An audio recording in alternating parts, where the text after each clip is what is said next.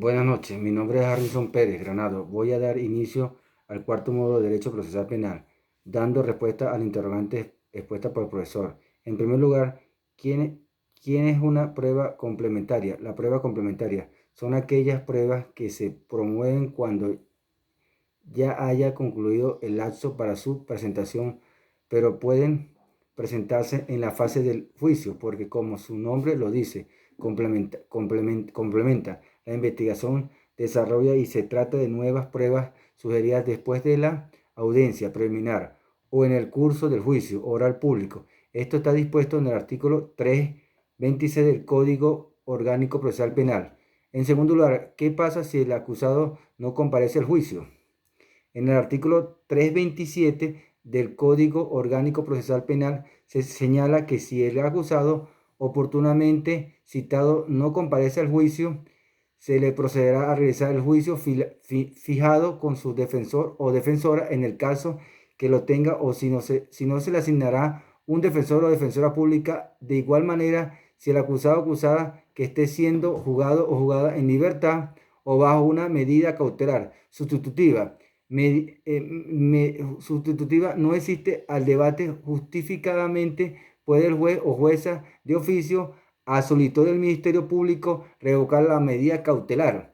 En tercer lugar, tenemos que en el momento del juicio puede el imputado declarar y explique detalladamente la imputación. Puede declarar en cualquier momento del juicio, desde el principio hasta el final, especialmente después de la presentación de las pruebas en su contra. El hecho que el imputado declare el principio del juicio es de una manera maximizar la credibilidad frente al jurado, pero no al hacerlo asume el riesgo de que sus dichos sean luego confrontados con las pruebas, pero sí está muy seguro de la fuerza de su versión.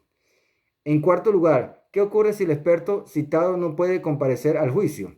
Cuando el experto oportunamente citado no haya comparecido al juicio, el juez ordenará que sea conducido por medio de la fuerza pública y solicitará a quienes lo propuso con expertos colaboren para buscarlo. En el caso de negarse a comparecer al fiscal del Ministerio Público, tiene la atribución de conformidad con el numeral 8 del artículo 37 de la Ley Orgánica del Ministerio Público, del poder solicitar el tribunal en la primera instancia en función del control así de la fuerza pública para hacer efectiva la inmediata comparecencia de los expertos. Se podrá suspender el juicio por causa una sola vez conforme a lo previsto para la suspensión, y si el testigo no concurre al segundo llamado, no pudo ser localizado para su conducción por la fuerza pública, el juicio continuará desechando a estas pruebas.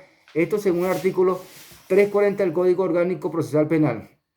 En quinto lugar, ¿cuál es la consecuencia de la comunicación entre los testigos ante el debate? En el artículo 338 del Código Procesal Penal señala que ante declarar los o las testigos no podrán comunicarse entre sí ni con otras personas, ni ver y oír o ser informados de lo que ocurra en el debate. No obstante, el incumplimiento de la incomunicación no impedirá la aclaración del o de la testigo, pero al tribunal apreciará esta circunstancia al valor de la prueba.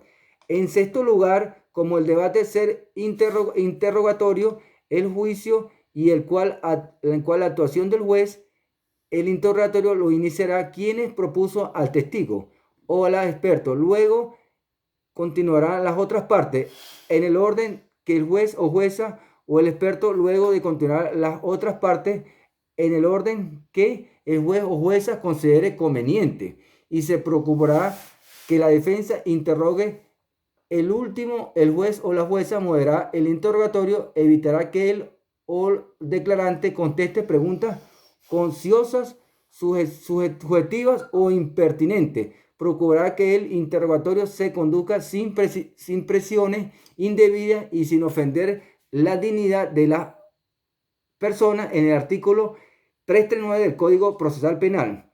En octavo lugar, ¿cuál es el requisito esencial para que pueda ordenar una prueba nueva en el juicio? ¿Quiénes le pueden solicitar? El requisito esencial para que se pueda ordenar una prueba nueva en el juicio es que estas nuevas pruebas que complementen la investigación desarrollada y se traten nuevas pruebas sugeridas después de la audiencia preliminar o en el transcurso del juicio oral se publicó y puedan ser solicitadas para cualquiera de las partes. Esto en concordancia con el artículo 326 del Código Procesal Penal, mencionando al juicio esta presentación. En noveno lugar, ¿quiénes pueden exponer conclusiones en el juicio? Una vez finalizada la recepción de las pruebas, el juez le concederá la palabra para que exponga sus conclusiones en los siguientes orden.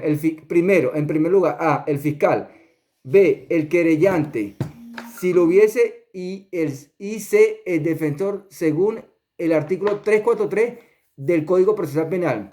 En décimo lugar, tenemos: explica la formalidad de cierre del debate. De acuerdo a las partes finales, el juez en la parte final, el juez, en el artículo 360 del Código Procesal Penal, fue declarar cerrado el debate con la palabra "se declarará cerrado". Ello constituye el cierre final de esta actividad. Es un acto formal, significa que la conclusión del debate en cuanto al periodo de producción y valoración de las pruebas. El acto final del debate fueron las palabras del juez declarando cerrado el mismo, luego de convocar a las partes a la audiencia para la lectura. En la sentencia del artículo 365,